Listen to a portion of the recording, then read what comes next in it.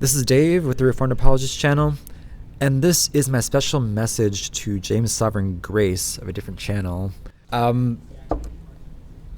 James felt the need to block me, and we had a good ministry effort before, both on the street, the Third Street Ministries, and via Google Hangouts before they stopped Google Hangouts, where people could go on together from different locations and broadcast via YouTube.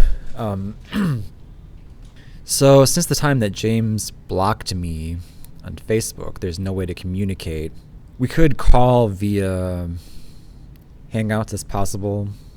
I think that's still possible to do. But see, the way it's ended, would look bad to people to say it. But I was basically saying, I said to him, "You're preaching a different gospel." And he said, "That was a non sequitur, LOL. I don't defend myself. No need to, so relax and enjoy your day. I'm not going to read any of these." And I told him to repent. You're preaching a different gospel than what I received. You're being wicked. Then he blocked me. That's because his emphasis wasn't on Jesus, the preaching of the gospel, anything to do with the Bible.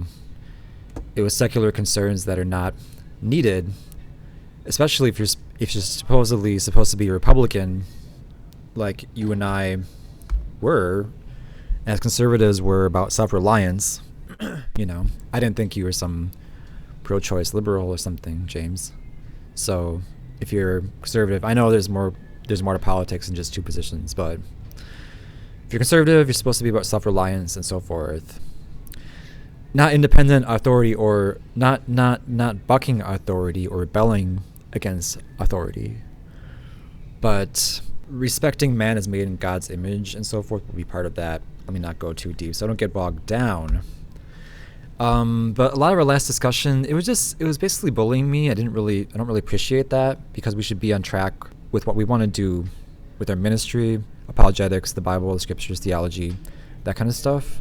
And it's like you got crashed by a bunch of people with complaints, and they're only undermining our ministry, your ministry with me. And you bring all that to me when you should address those people properly. It's not about defending either of us. It's that they're not right. Okay, probably. The blocking there is not Christ-like. I mean, if someone told me, I know we have different temperaments, but if someone told me you're preaching a different gospel, and you know, it's not an attempt to be a flamer to me. I mean, I at least have an answer like ready, because not all of life is giving that, or not all of life is doing that. But my emphasis is so secular and stuff. I'm just writing it, and it's like all about this stuff that's nothing to do, And then someone said that to me, I'd be compelled to give some sort of answer.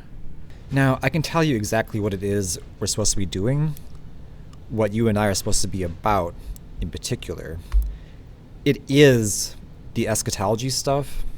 You and I could talk on recording or broadcast or otherwise, and just completely bring an end to the discussion on eschatology. I would think to do it at this point on my podcast or some other venue like that. Recording it by phone, etc., is easy for me to do. We don't need Google Hangouts. We can go around Google. But you and I talking about eschatology as a show is a good idea.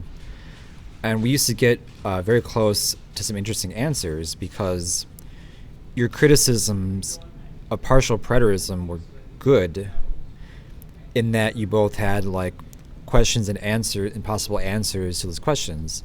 Like, for example, if it's currently the millennium now, it's not a literal 1,000 years, and Satan is supposed to be bound like Revelation 20 says, then how come there's so much demonic activity in the world? Well, then we got down to some possible answers, because you said, well, how long is the chain basically on him? Because it could be a longer chain or a shorter chain. And then I mentioned to you from time to time about my book called The Poetry and Novella, which is just supposed to be fiction, but posits some answers as to some alternative ways that Satan could be bound. Because what if it's not even like on a chain? What if he's under a psychological torment of sorts? Because as you know, Jesus defeated death, sin, and the devil at the cross. He disarmed the powers of hell, basically. And so in some way, we assume that Satan's whole system is flushed out and his power is disarmed, etc., but he's still there. And so my book, The Poetry, gives several possible answers by example, by fictional example.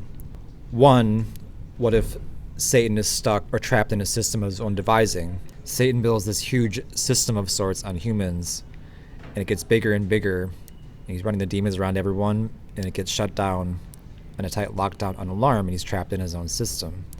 That's one of the ideas in that book. Another one is the idea that Satan has freedom of motion, but he's psychologically tormented to the point where he's stuck in the lower abyss. Of course, it's not quite possible the abyss is just a huge obstacle to freedom, quite obviously. But, there's just a number of things to still talk about. Of course, you're better at pushing to other positions than me, because I don't hold to those as much. It's good to educate the sheep, etc., and those interested, because some people might receive a form of the gospel through that kind of talk, So, essentially, I feel if you do not come talk to me, if you do not reach out to me anymore, there's no way you're right. You've been just duped by some secular people that are not really correct in their worldview, or they're not really good in their worldview. And as you and I both know, all people are essentially evil anyway. So, James, you should repent of not dealing with me. That's the essence here of my message. It's because of that failure to really do that sort of ministry anymore that we're falling short of the glory of God, what we could be doing. And in my opinion, we kept going in circles anyway, because we wouldn't pick up where we left off, or get more detailed, or cite other sources, or dig further on it, come to any conclusions whatsoever. Instead, you seem to see it as an adversarial process where you're right, and if someone doesn't kowtow to your position, they have to be mocked. When you're talking with another person with the same worldview as you, you don't have to act like every single other person is a mocker, That's strange to me. That's really strange. Anyway, that's all for now. I'm sorry to have to drag everyone else through this as well, but perhaps someone learned something from it. Maybe not everyone heard our talks on those subject matters, but anyway, try to reach out. Am I sorry? Do I have to apologize here? It'd be one thing if we were in an ordinary talk there. My buttons were being pushed intentionally, and it was you were bullying me. So no, I don't have to apologize to you for what you did. So you can be normal and talk to me like a normal person. You don't have to approach me with some highfalutin secular horse crap that you picked up on from this great world we're living in, to be honestly sarcastic. Okay? And that's all for today. Thanks.